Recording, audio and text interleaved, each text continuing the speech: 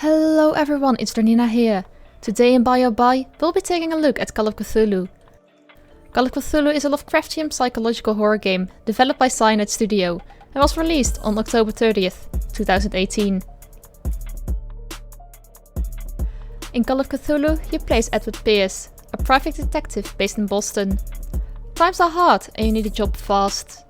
You're approached by Sarah Hawking's father, who wants you to figure out what really killed his daughter and her family.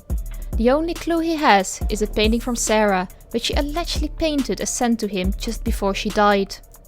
Not being able to refuse the job, you make your way over to the island of Darkwater, where the family residence can be found. Edward Pierce is a blank slate at the beginning of the game, and you can mold Pierce in the way you want to play through the story. There are different skills you can level up with character points, while others can only be leveled by finding clues related to them in the environment. Not only does a higher level unlock different options such as dialogue options, it also increases the chance of those skills being effective when they're being used. Another important part of Pierce is his sanity. As the story progresses, you will encounter things that will challenge and change your sanity. You becoming insane changes the way you see the world around you, and it will change the way the story progresses and the choices you can make along the way. Throughout the story, you will meet a handful of meaningful side characters.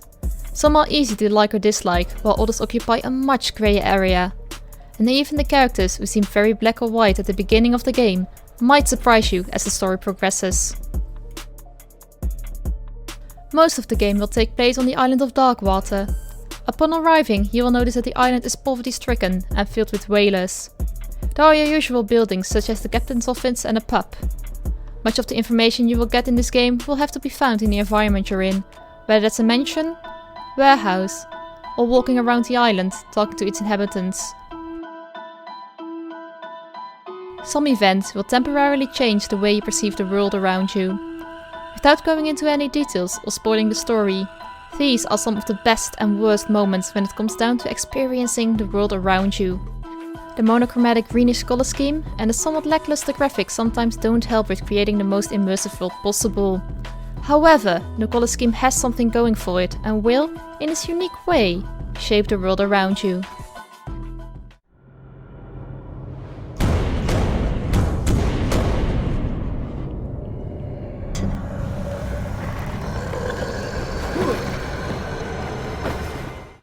The sounds of the game are generally quite good.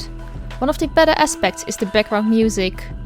However, the game is often silent and it's unsure whether this is a stylistic choice to create a sense of eeriness, or whether the background sounds, like lapping waves, are simply forgotten. Can't you go any faster? You've seen how old this thing is. If we force it too much, we'll break everything. But when it's there, the background music or sounds are very much on point. It doesn't feel repetitive or doesn't reach a point where it becomes either bothersome or annoying to listen to. All the while they really help you get immersed in the environment you're in or set the tone for a particular scene.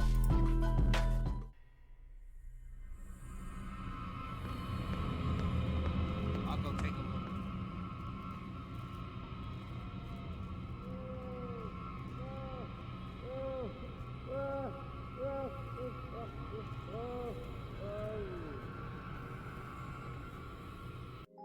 One of the parts where they let down a bit is towards the more epic parts of the story, where sometimes the music falls a little bit flat. Another part where the game was let down is with regards to the voiceovers. The voiceovers are on average good, just a shame that they're completely out of sync with their animations.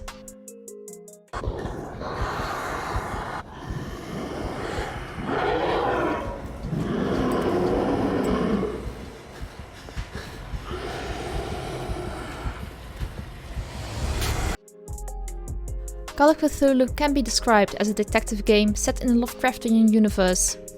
Within the horror genre, it falls within the psychological horror subgenre, since classical horror elements can only be found every now and so often. One element from horror games that returns in Call of Cthulhu is the use of light. Darkness is neither bad or good, but a lighter or lantern will show you additional information that cannot be found in the darkness. Your journal will contain personal information, such as your skills and sanity, but also information and clues you found along the way. Not only can these be found by exploring the environment, they can also be found by making reconstructions of crime scenes, which is a mechanic that works rather well and is a nice addition to the way you can gather information.